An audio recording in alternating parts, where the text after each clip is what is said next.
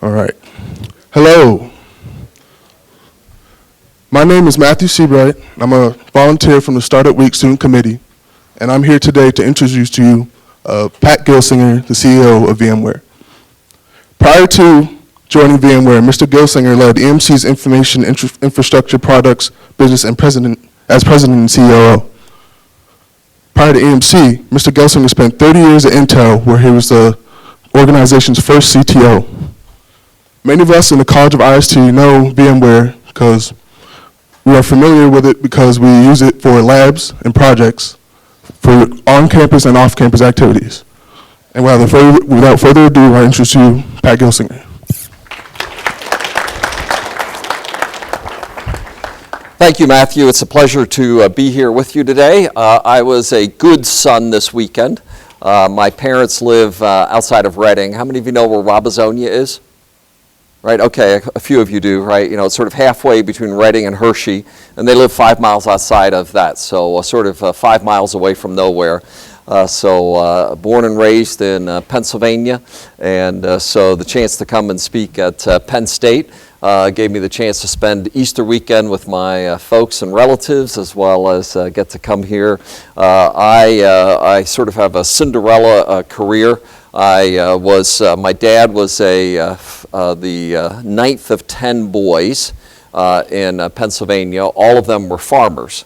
And Grandpa helped son number 1 buy a farm, son number 2, daughter number 1, and got down to my dad at number 9 and says, we have enough farms, just work with your brothers. And had he had his own farm, I'm the oldest son, I would be a farmer in Pennsylvania today. So, but it all worked out just great. I ended up skipping my last year of high school, got my associate's degree at Lincoln Tech in Allentown. Intel came recruiting me. I moved to California when I was 18 years old to go start to work for Intel as a technician. And have any of you used a computer? Okay, chances are I worked on them. I worked on every Intel microprocessor since the 286. So the last generation that Intel introduces, the last one I didn't work on. Have you ever used USB? Okay, I helped create it. Have you ever connected on Wi-Fi? Okay, I helped create that. So, you know, I've had this incredible career, first ever CTO for Intel, and was there 30 years, went to EMC in Boston for 3 years. My parents in Pennsylvania thought finally the black sheep is coming home. Right, you know, from California and the West Coast, moving back. And then I got the job at VMware, so now I'm 4 years back in the Bay Area as a CEO for VMware. VMware now, we're about $7 billion in revenue last year, about 37 or so billion in market cap, so a very profitable firm. We're number 5, number 4 software company in the world. The largest 3 are Microsoft, SAP, and Oracle are the three ones bigger than us, and then VMware and Salesforce.com are right there at number 4 or 5. You know, we'll see who gets to be 10 billion next. We have about 20,000 employees. We're headquartered in Palo Alto, so right outside of Stanford. VMware is the Stanford startup. And speaking of Startup Week, you know, that's exactly what we were. It was a professor, 3 students started up VMware, so one of those outgrowths of Stanford, and became the fastest growing software company that's ever emerged out of Stanford. So, you know, very, very successful company. And, you know, my talk for today, I'll run through these. We call it the 5 imperatives of digital business. Today, we'll start by looking back a little bit, and then we're going to look forward for some imperatives for the future, and then we'll have a little bit of time for Q&A if I don't talk too long. Okay? Okay? Yeah, there we go. Okay. So internet connectivity, in circa 95, about 16 million was the online population. That's like less than half of 1% of the population of the planet. And I remember my first Mozilla experience when I was first online.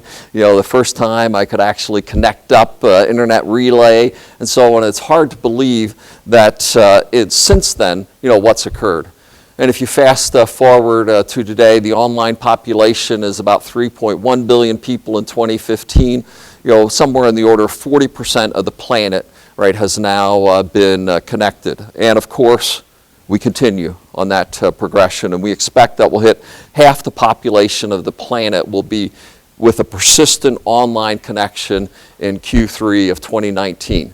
Obviously, the goal is 100% and continuing to go up that. But the rate of connectivity as you look across the globe is very inconsistent. And you look at North America now at like 87%, parts of Europe, others. But the emerging planet is still far from as connected.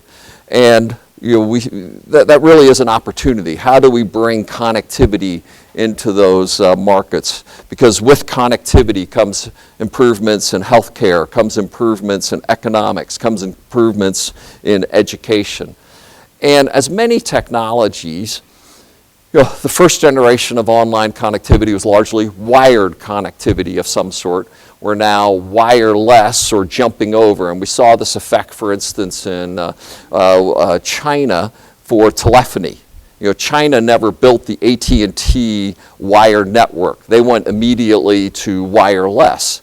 And now China today has over 2 billion phones. There's 1.3 billion people. Where are all those phones, right? It's just incredible the amount of, but they entirely skipped the wire generation and moved to wireless. Similarly, we expect to see the same thing happen with the web or internet connectivity, that these emerging countries in Africa, South America will sort of skip over entirely that generation and move directly to the mobile experience.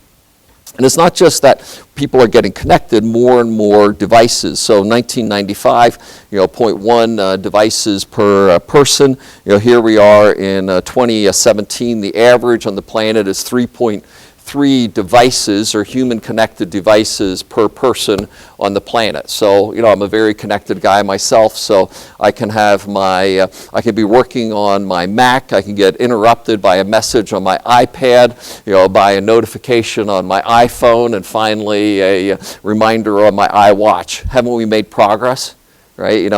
This connected world. But we're in so many ways still just getting started. 2020, expected to be, on the order of 6 devices per human on the planet that's connected. And a lot of these will be IoT devices or Internet of Things or Internet of Everything as this connectivity continues to grow and emerge.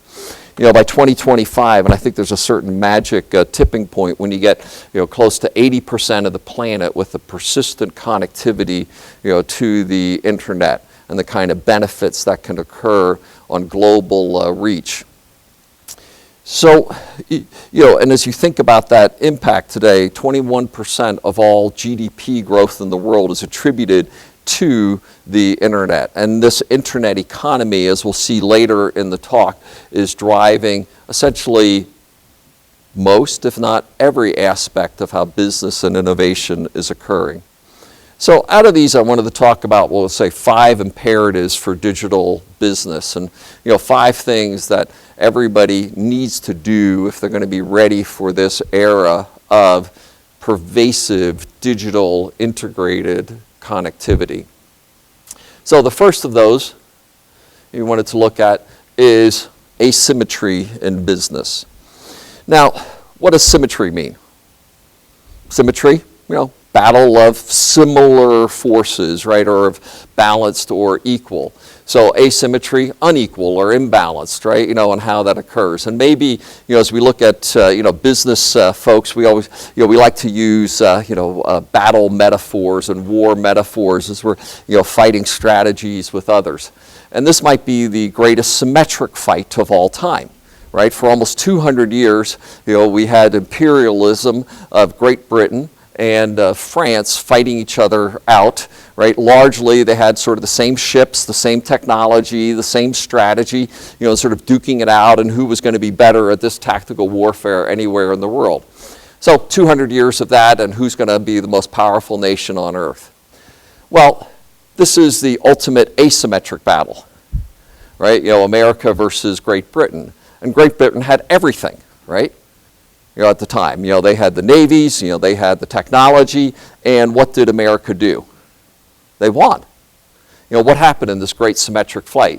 Change the rules, fight by different things, ambush them in from the trees, don't march out, right, in, battle, right, get very creative, guerrilla warfare, and they won a battle that obviously we've all participated in dramatically. And this idea of asymmetry, right, is right, incumbents have everything to lose, and the startup, what we're talking about this week, has nothing to lose, right? The incumbent has all the market share, they have all the gold, right? The startup has nothing, so you have everything to fight for and nothing to lose in the process. Now, when we think about this era, right, of asymmetry, in the cloud world, the assets that you can have to go into an asymmetric battle are extraordinary.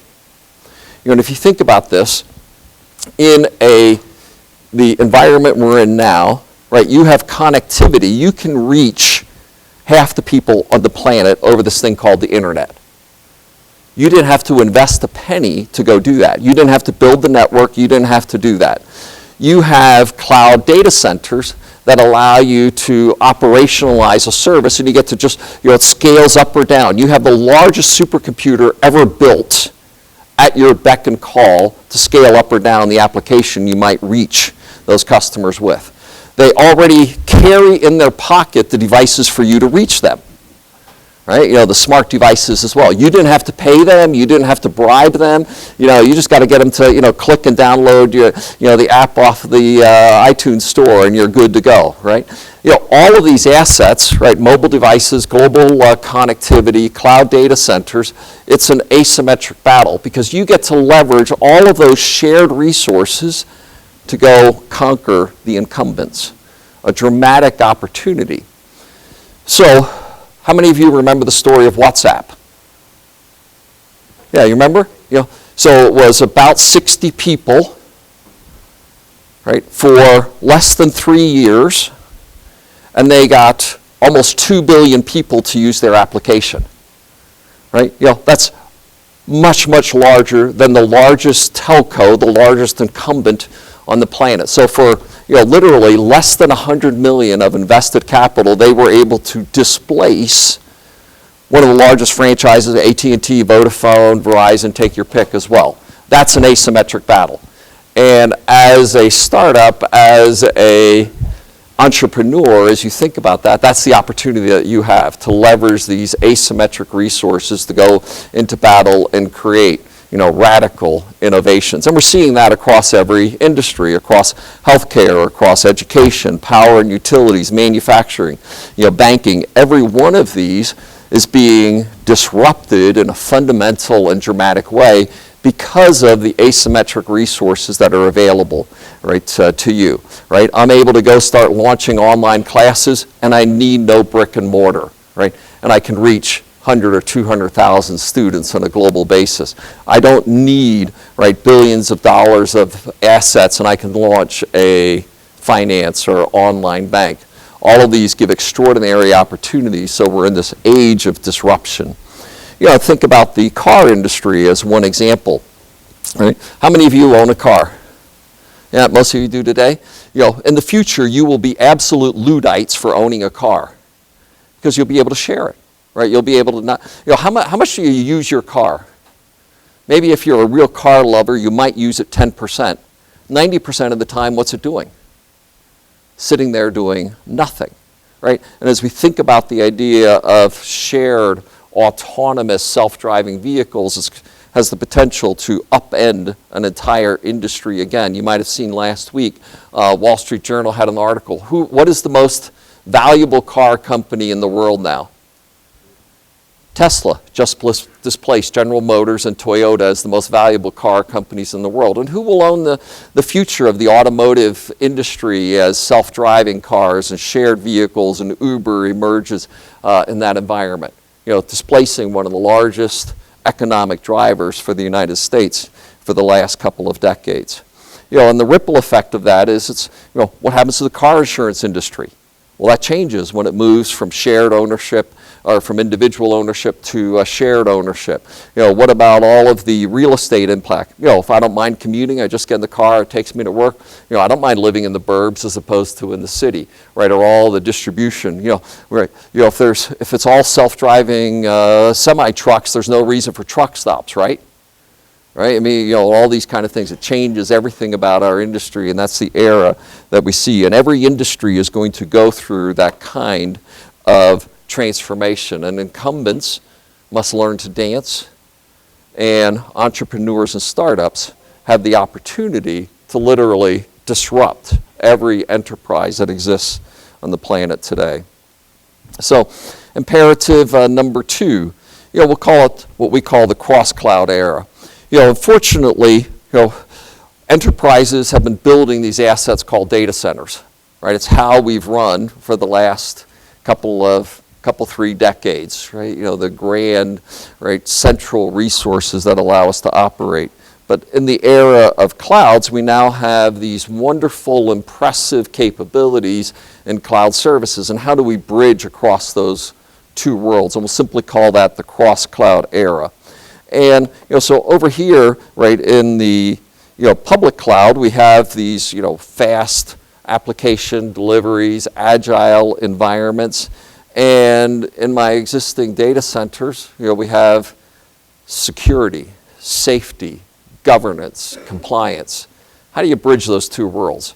And fundamentally, that's what we're out driving, and we call the cross-cloud world, helping to build an environment that allows those 2 things come together, allows us to have governance and compliance, while also enabling a world of agility, speed, developer-centric resources. And that's what we'll call the cross-cloud era. How do we bridge across those 2 worlds and build this next wave of cloud innovation? And for us, this is what we've launched as our cross-cloud agenda at VMware, enabling the tools that allow people to take advantage of the power of Amazon and Google Cloud, but do so also leveraging their existing data centers and resources that they have, making those 2 things fit together and not compromising in compliance, security capabilities. A multi-cloud, cross-cloud world. So can't we just get along? Right? Cross-cloud environments of the future. Imperative number 3, protecting user apps and data. How many of you have been the subject of a security breach? Okay, a number of you are. How many of you remember the OPM breach that occurred by the US government about 2.5 years ago? About 24 million records were stolen, right, widely public. My record, yeah, you were as well? Yeah, welcome to the club, right? Yeah, yeah, so my records were part, I was one of those 24 million records because it wasn't just any 24 million records, it was anybody who also had a top secret or higher clearance as well, of which I was one of those people. And, I've now had 3 false federal tax returns filed on my behalf for 2015. What do you think? Did you do one of those? No, you weren't one of them. So, and I have yet to get my reimbursement for my 2015 tax return. So maybe someday I'll see that money back from the U.S. government as well. So security in this online world, and obviously the center point of this, many aspects of this class become increasingly critical in an online connected world. And this is a scary, scary picture. Because overall IT growth year on year is growing about 4%. Security growth is growing at 25%. So we're spending deferentially much, much more of our budgets on security, but the cost of breaches is continuing to increase. So I'm spending more and I'm falling more behind. So that's the definition of insanity. Right? I'm pouring more into it, and the cost of breaches are increasing as well. Something is fundamentally wrong, and we'll just say, architecturally, something is broken in this world. Now, this is one of my favorite pictures. This is a complete map of all of the security companies, and I think it came from Gartner, Momentum Partners, one of the industry analysts. So isn't that impressive? So as an IT security specialist, Your job is to take that picture and build a secure environment. Good luck. Right? Because every one of, you got to pick the right ones, you got to integrate them together. This identity thing has to work with that directory thing, has to work with that automation thing, has to work with that compliance thing, and that has to be done for SaaS apps as well as my internal apps, and the picture just goes on and on. A picture of insanity. And ultimately what you want is secure users, apps, and data. So you want the users secured, you want their applications and the data they operate. It really boils down to that question. And all the other device and infrastructure aspects to that really are means to an end, because this is what we're off to accomplish. So our strategy inside of that is make as much of this picture go away as we can. In fact, build more and more of those base level things into secure infrastructure. Make as many of those technologies disappear. Encryption, hey, we're just going to do that at the virtual machine level. Network security, it'll get built into our network virtualization. The automation aspect, okay, we're going to build that into our automation. Make as much of it as we can go away. Secondly is work with key technologies and do the integration, the automation aspects, and then enable cyber hygiene. And the reality is everybody's door is unlocked. So if you're the only one on the street with the door locked, you're like really safe.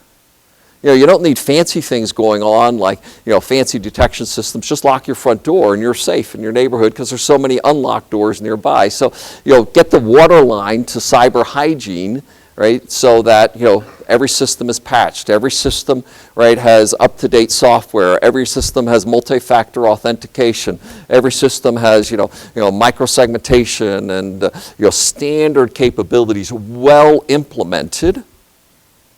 And then now we can start to work on more advanced things. So simplify the security environment, drive to an environment where cyber hygiene, and I have a paper I'm publishing on this in a couple of months here on what cyber hygiene means and what we as a nation need to do, because all of our assets are coming online. If we don't solve this problem, fundamentally we really will be at risk for fundamental breach by foreign actors, cyber crime, cyber criminals, etc., because everything will be available in an online fashion in some sort. So third imperative, right, is security.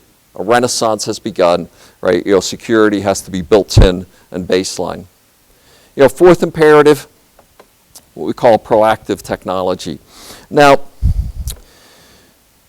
most fundamental innovations have approximately a 30-year gestation cycle.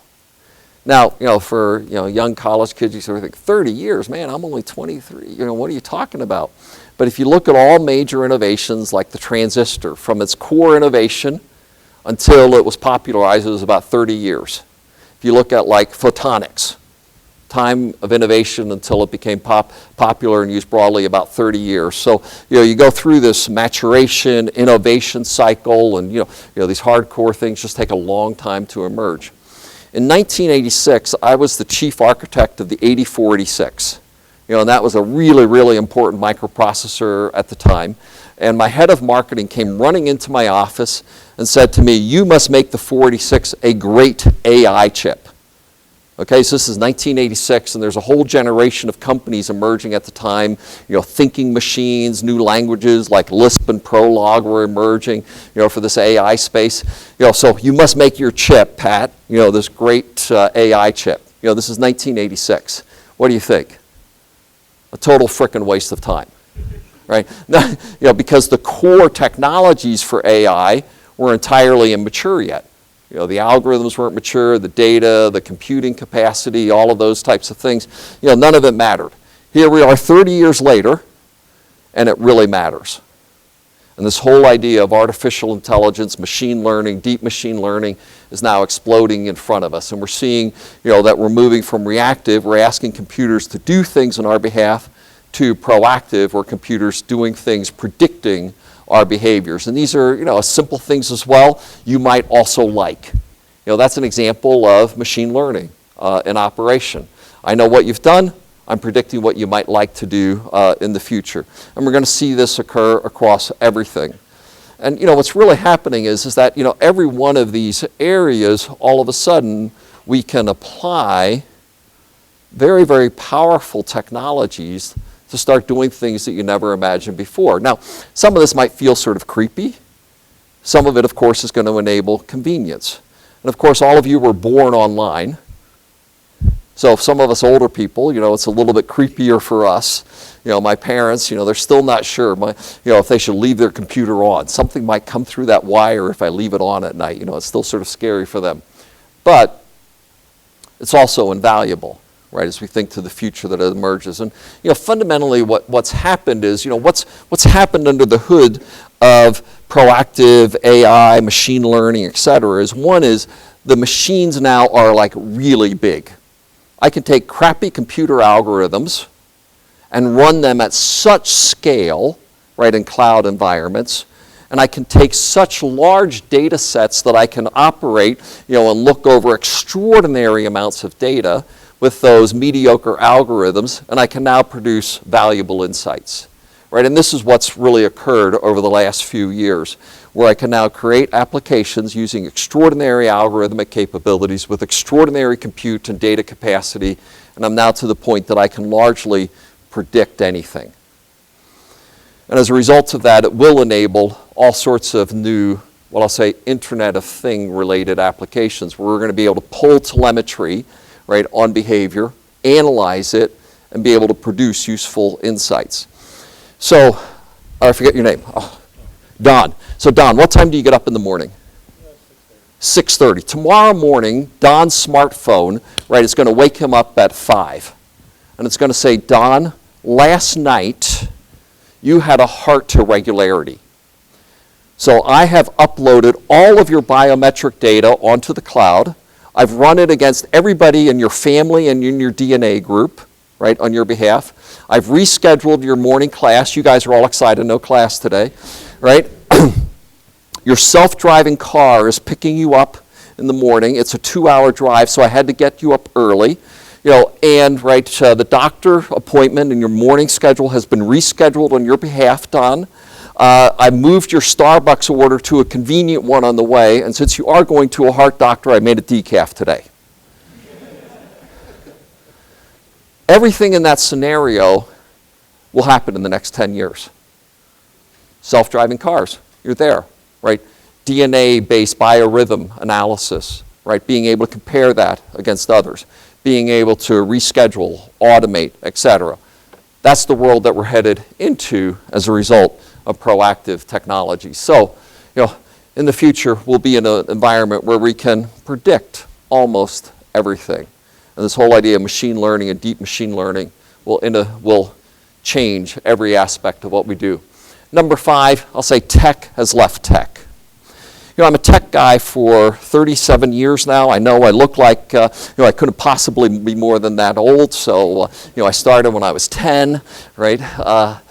But, tech, has always been this magic, wonderful thing, where literally the stuff that we do changes the planet, right? We get to improve the quality of life, change industries, and after 37 years in tech, it has never been more true than today. And in fact, I see tech leaving the nest of tech to change essentially every industry, every aspect of every industry. Now, there's different conversations today, and remember, I was born of an agricultural background. And if you go back to the beginning of our nation, how much percentage was associated with agriculture? Look at this. Isn't this amazing? You talk about, job dislocation and so on. How many of you are farmers? How many of you aspire to be farmers? Oh, the data holds. And by the way, just one little story. I was at my father. As I told you, he was a family of 10. He's at a family reunion with all of his siblings. So his brothers and brothers-in-law are all sitting around the table. Not one of my uncles has all of their fingers. Yeah, it's a little bit scary, isn't it? right, as I look at that. So anytime I'm feeling a little bit of ego or arrogance come up inside of me, I just put them and look at all 10 of my digits and I say, we did okay, right, as well. But that's what this picture is, right? We're moving, right, technology innovations create fundamental dislocations of certain job classes and create efficiencies and opportunity for new job classes. And what you've seen is that all of these other areas of the economy explode, and that's what tech has done and will continue to do as we look forward. And let's just probe into that a little bit more, just very specifically from the tech industry perspective. And tech, right, as a industry itself, right, if you look at it, has always been a little bit a leader of GDP. So if you look at GDP growth, gross domestic product growth, right, across the industry, tech has always been a bit of a leader or a laggard. So if the economy's going bad, tech goes crappy. If the economy's going good, tech is running well ahead of it as well. Tech now, if you include all of communication and devices itself, is about a $2 trillion industry today. So this brings us up to today. I believe that we're in an era where tech, as it breaks out of tech, is about to go into a period of greater acceleration. In the past, we'd say things like reading, writing, and arithmetic, right? In the future, it'll be, can you program, right? And that'll be as important as reading and writing. I got, who needs to read, right? It'll read it to me, right? Who needs to write, right? I'll just dictate it by speech, right? But can you code? And that's going to be as important to fields and domains as we go forward. And I believe we're entering into a period where, in fact, I think tech is going to accelerate as it breaks out of tech. And let's just take a couple of examples of that. And one aspect of tech itself, and this is a recently published paper that I like, that tech itself produced 0.6% economic, by itself, tech is responsible for about a third of all of the GDP growth in America. By itself, the efficiency and growth of GDP. It's really quite stunning what tech is doing. And again, I think we're just getting started. So a few examples of that as we look across the different eras of technology. The mainframe era, is essentially about automating ledger, right? It's about how did the business run? How can we better automate what the business did? The PC era was essentially productivity, getting rid of paper. Right? Why did we call it a desktop anyway? It was replacing the desktop. Why do we call it a file? Well, it was replacing a file, right? It's taking all of those notions, and those are things that linger to today.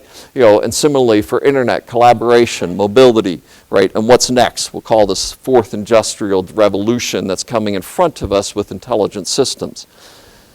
Now, let's look across that, across industries that have been one by one disrupted by that explosion of tech entering them. And for instance, in the digital and media entertainment, half of media now is done via tech or via online. And it's continuing to grow. Traditional media is on a slight decline, 2, 3, 4% per year. Digital media is growing 20-ish% per year. Industry has been fundamentally shifted as a result. Let's take a second example, online banking.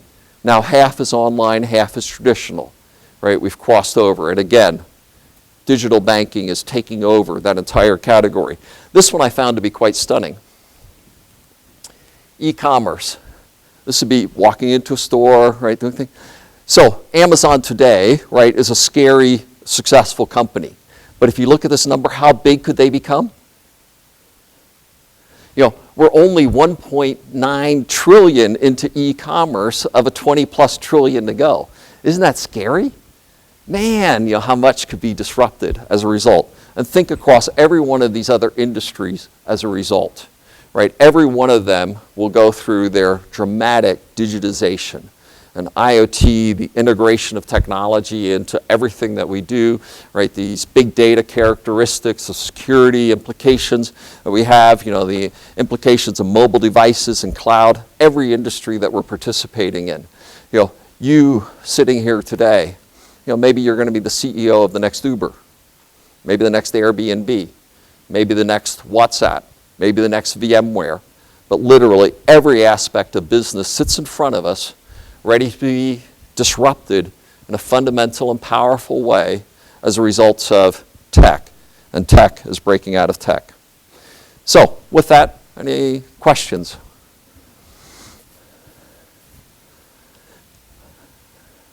Yeah. It's kind of a two-part question, but what are the biggest technical skills you guys look for when hiring, like grads, and then what do you recommend are the skills that to keep up with, Yeah. So, generally, I mean, we hire, aggressive software skills. I mean, that's the core of what we do. System skills, distributed systems, those types of things are the areas that we particularly are focused in. UI skills are becoming more important, user interface, app skills. I mean, we do most of our work, right, in, Java or one of its derivatives as well, but, broadening set of language and pass. If you wanted to be the hottest graduate on the planet today, right, you would graduate with big data, analytics, machine learning, and core software skills and some experience in one vertical industry of some sort. You'd be the hottest grad at that point. I think the whole space of machine learning and so on is, about as, we still got a decade or two where that is just going to be a very, very hot domain in front of us. So, right, if I had a student I was entering today, pick a school with a specialty, in computer science, machine learning, big data space would be best. There's another. I just finished reading Thomas Friedman's latest book. I'm Glad You Were Late. I don't know if any of you have read any of Friedman's books. He wrote The World is Flat, was one of his most famous. He's a writer for the New York Times. Now, a little bit of data, right? The average career duration is shrinking. You used to be able to say, hey, my dad was an insurance agent, I'm going to be an insurance agent, I'm going to retire an insurance agent, right? Careers are shrinking as a result of many of these disruptive effects. So the average career, let's say, is shrinking from 30 years to maybe 15 years. The other thing that's happening is with the increase in life expectancy, in the last 20 years, the average life expectancy in the United States has increased by 8 years. I mean, that's statistically enormous when you go think about it. You still have lots of old people who had lousy health habits who are, and we're pushing back the life. The average person today, that's being born today has 25% probability of living to be over 100. So we're pushing it. So your average career span is increasing while the duration of a career is shrinking, right? And, in his book, he basically says that, the average person will have 3 careers, because you'll be working, in productive ways for 40, 45 or so years over your career. So you're going to have 3 careers. So another aspect of this is be ready to be retrained and learn and so on as you go along. You didn't ask the question, but let me give you another answer to one of my favorite questions as well, is my recommendations for career success. Do you want to have a successful career? Okay. He would like to have what's your name? Hi, Matt. Matt wants to have a successful career. And Matt, you just need to do 2 things and you will have a successful career. I guarantee it. Okay, you ready for these 2 things?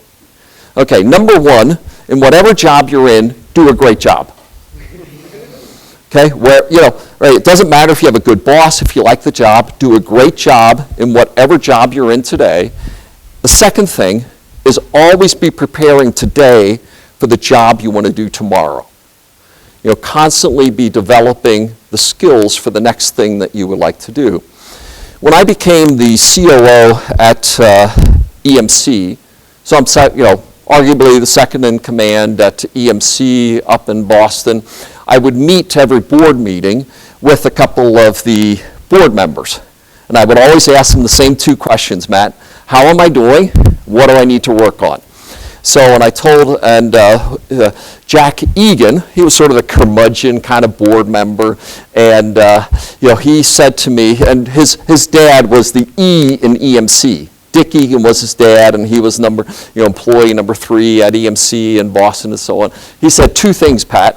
He said, 1, we're an East Coast company. You need to dress like we're an East Coast company. What do you think? How am I doing? Okay? Yeah, okay, good.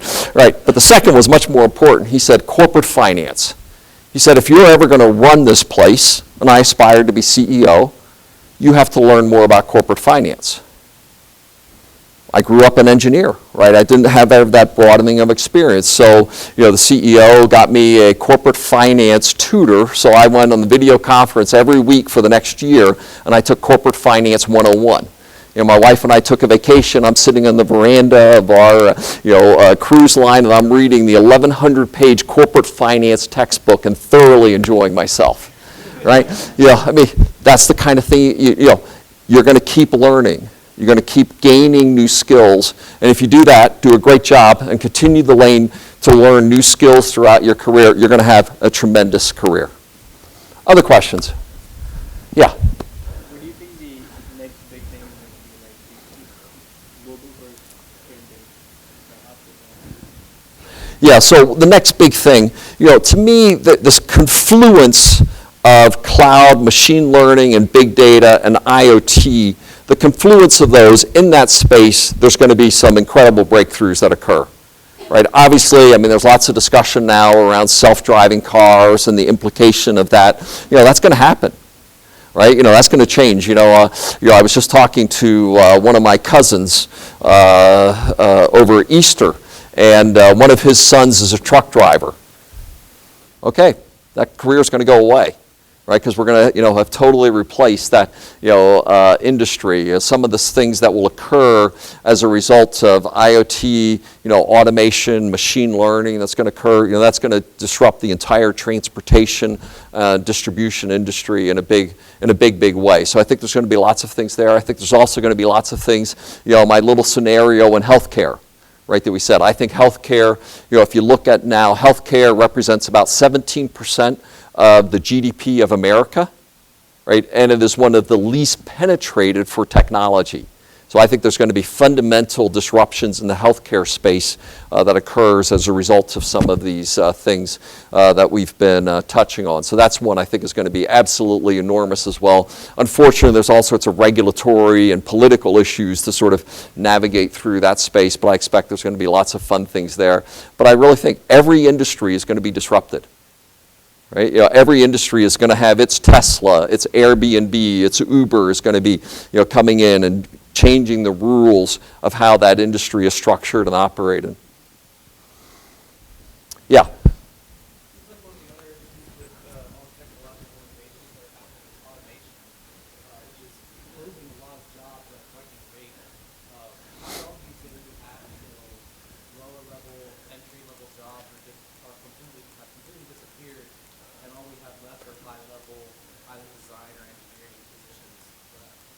Well, but that's a little bit now. That's a little bit of the purpose of this picture. When you think about it, because a high-skilled job used to be you knew how to use a hoe and drive a team of ox. Right? That whole class of job went away. Right? My father, right? Farming and worked in a steel mill. That job class will get automated away. But as you look at that, what percentage, because you would say manufacturing jobs would, those would be potentially low, those are going to go away because of robotics. Many of those things will get displaced, right? And you'll have to learn new skills. And I believe fundamentally technology, right, will be continuing to drive innovation, displacements, efficiency, and new job classes. Right, that will emerge. And those will, by nature, become more and more high-skilled. And that's why, right, per the last conversation, right, you will have to continue to gain and learn new skills over your career. New skills, it doesn't mean that they're, quote, you need PhDs from Penn State to be effective, but you will have to continue to learn and create new job skills over time in the different categories. And I believe that's fundamental to the world that we're in and fundamental to the implications of technology.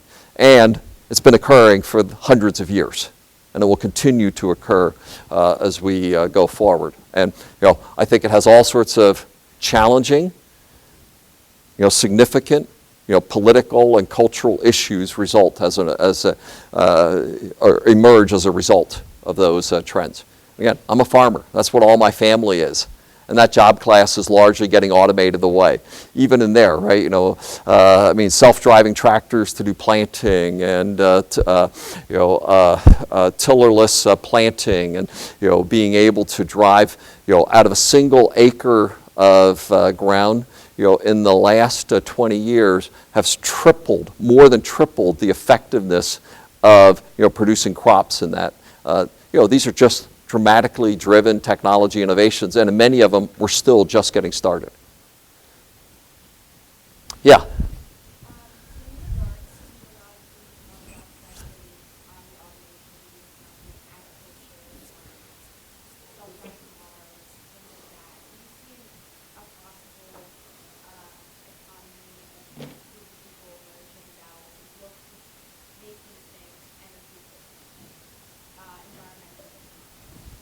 Yeah, I think there's going to be pretty large innovations in the area of, I'll say, sustainability, right? In a broader sense, and that's going to be, the move from fossil fuels to renewable energies increasingly being the case. Also, the efficiencies that result. One of the things from self-driving cars, right, obviously is, hey, somebody needed to produce the energy that created the electric charging for the electric vehicles, right? But when it moved from local engines to a central distribution point, you became much more efficient. So lots of these things are driving efficiencies, right, in the production and distribution as well as we make many of those transitions. Overall, there's a huge focus in that area. I think there's going to be great advancements in our, in the near future. We're seeing, sustainable energy sources, now become pretty meaningful. Right, some of the breakthroughs in solar and wind, right, combining what has always been the case with hydro going forward. So I think that'll be the case. But it is also pretty scary that many of the world's population, today I think it's like 80% of all energy gets consumed by less than the top 10% of the planet. Right, you are an extraordinary waster of energy. Compared to a poor person living in a village in India, right? So that, clearly some of these things, as we bring more people into the middle class on a global basis, we create more of these issues, and many of those countries like India, Indonesia, China, et cetera, are dramatically behind, right, in that respect, and become increasing polluters, if you would. So, yeah, big social problems there, but also big technological breakthroughs are occurring. Yeah.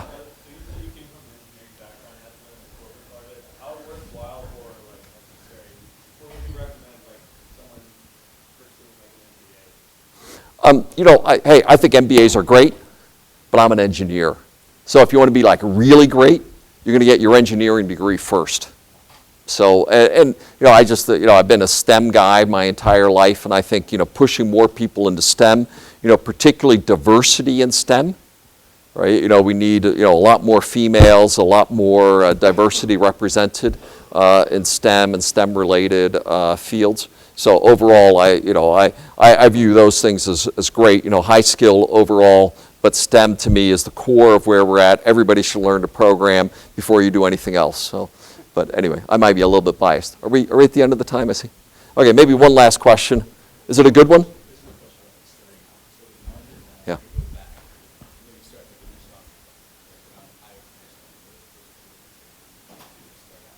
Well, when you're starting something up, one thing to remember is the average successful startup goes through 3 business plans until they actually hit the one that's successful. So in many cases, and I have many friends who are venture capitalists, I'm a corporate guy, venture capitalists will invest in people first, ideas second, because the ideas will almost always evolve until you actually hit the winning proposal. So if you are that entrepreneurial, passionate guy, the thing is, who's on your team? Right? Do the people on your team, do they share your values?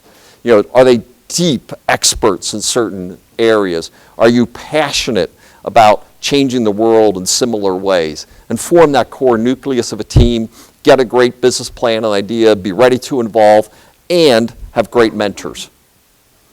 Mentors, right? And do I have 2 more minutes? Okay, so I was in charge of taping out the 8386. And the 386, big important chip for Intel at the time, I was in charge of assembling the chip. I gave a presentation to the executive staff of Intel. And this is Andy Grove, the founder, Gordon Moore, Moore's Law, one of the founders, Bob Noyce, the inventor of the integrated circuit, Nobel Prize winner. These are the guys in the audience. And I'm presenting to them, and I was 22 or 23 years old as I was in charge of taping out the 386, right? And I was chewing them out because the computers weren't stable. You need to fix those computers, that stupid IBM mainframe. I was just ripping them apart. What a little arrogant, brat I was, right? But I was so focused on getting my chip out the door. A few days later, after this presentation, the phone rings, and I pick up the phone, and I didn't want to be interrupted. I'm working on getting my chip done and getting it out the door. Who is it? The voice comes back, Andy. Andy who? Right? And the voice comes back, Andy Grove.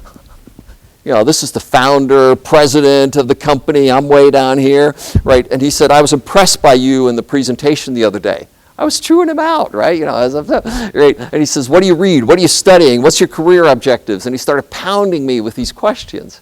And I'm like, barely able to talk, right, as he's doing it. And after a couple of minutes of that, he says, those are lousy answers. Be in my office in a week with better ones. The president tells you to show up in his office in a week. You have 2 choices: leave the country or show up, right? Yeah. So I showed up, and that began a 30-year mentoring relationship. And he passed away almost exactly a year ago, the great Andy Grove. But he made me better. So I'd say pick your team carefully, get an idea you're passionate about, and make sure you have mentor or mentors, people who are going to make you better, and then apply the 2 rules, like Matt over here, and you're going to have a great career. Thank you very much.